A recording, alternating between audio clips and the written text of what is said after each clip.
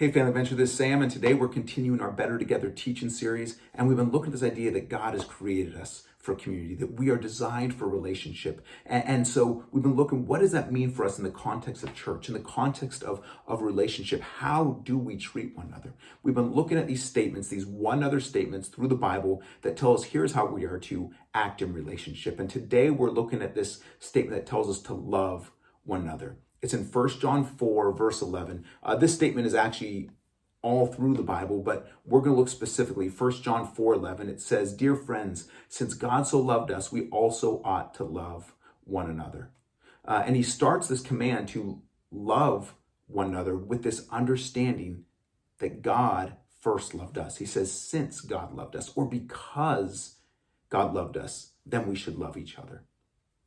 And John, the author who wrote 1 John, he understood this in a personal way. He was one of Jesus' 12 disciples. He wrote 1st, 2nd, 3rd John. He wrote the Gospel of John. He also wrote Revelation. And he had a first-hand experience of the love of Jesus. He spent 3 years with Jesus and saw him just his entire ministry, his entire life. Not only was one of the 12 disciples, but he was also one of the closest 3 friends that Jesus had. And as an older man, as he writes the Gospel of John, he never refers to himself as the Apostle John. He always refers to himself as the one whom Jesus loved.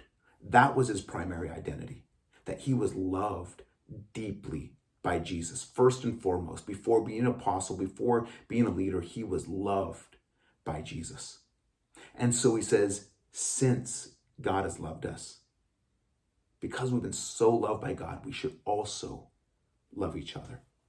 And he tells us to love one another, not because it's easy, but because it's unnatural. It is hard to love others, not just have feelings of love, but to act in a loving way toward others, especially when we feel hurt, or especially when we feel like we've been let down. It's really hard to love others. And John understood this as well. He understood this personally. The night that Jesus is arrested and he's taken to be crucified, John is the only one who stays by Jesus' side. All the others betray Jesus, deny Jesus, or run off and hide, and it's only John of the 12 disciples who's there at the cross when Jesus dies. And so how did John move past that? How does he move past that feeling of betrayal, feeling of, I was let down, I'm hurt by these guys. We spent 3 years together and they were all with Jesus and they all took off, or they denied him, they abandoned him. Like, how do we move past that? And I have to believe that the way that John moved past that is that he had this understanding that he was deeply loved by God. With all of his flaws, with all of his failures, with all of his shortcomings, with everything that he had done, with all of his brokenness, he was still loved by Jesus. And so he's able to say, okay, I'm loved in my brokenness, and so I, in turn, can love these guys and act in a loving way, even though I feel hurt, even though I feel let down.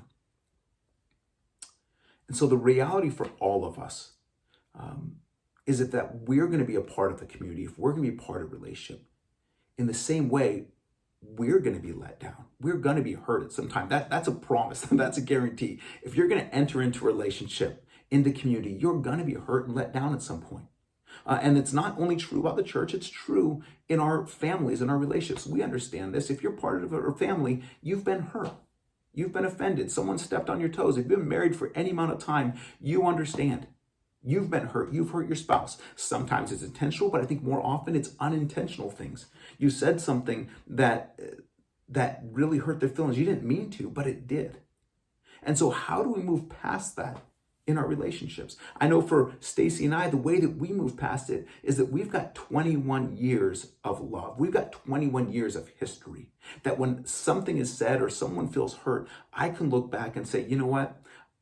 I know that Stacy loves me. We've developed a deep and meaningful relationship. We have this relational currency. There's trust and there's love that's been built up that we can say we can move beyond this. We can move past this and we can treat each other with love even though we feel like we've been hurt or we've been let down.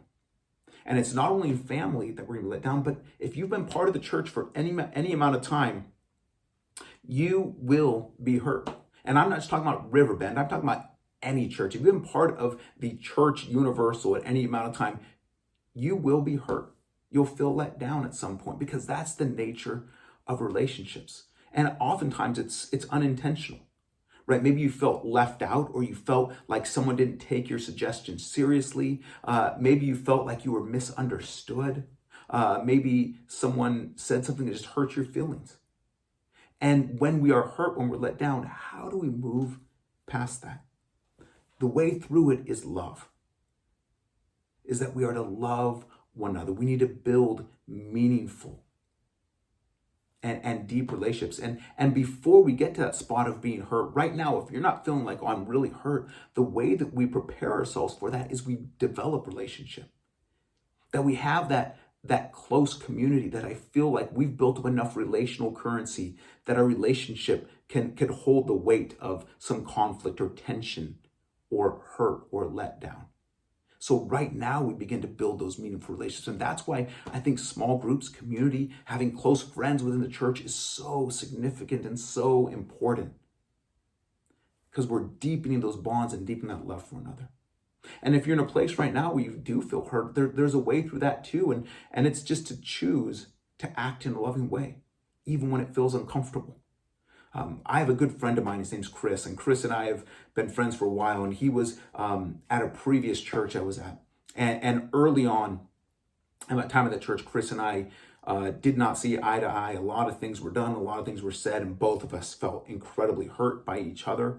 And it would have been really easy just to throw the relationship away and say, you know what, you go your way, I'm going to go my way. But we made a commitment to say, you know what, we're going to act in love through this. We're going to love one another. We're going to care for one another. We're going to try to understand each other. And so for 2 years, we committed to meeting almost weekly, went to coffee, and we would talk and we would pray and we'd share about our families and try to understand each other and talk about some of the painful things. And there were some days that was a really, really hard conversation. There's some days it was good. And I will tell you, years later, Chris is a close friend, someone who I deeply, deeply love.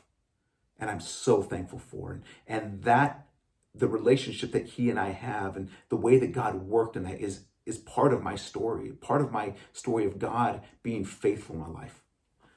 And I'm so thankful that we chose to act in a loving way, even when there was hurt, when there was letdown.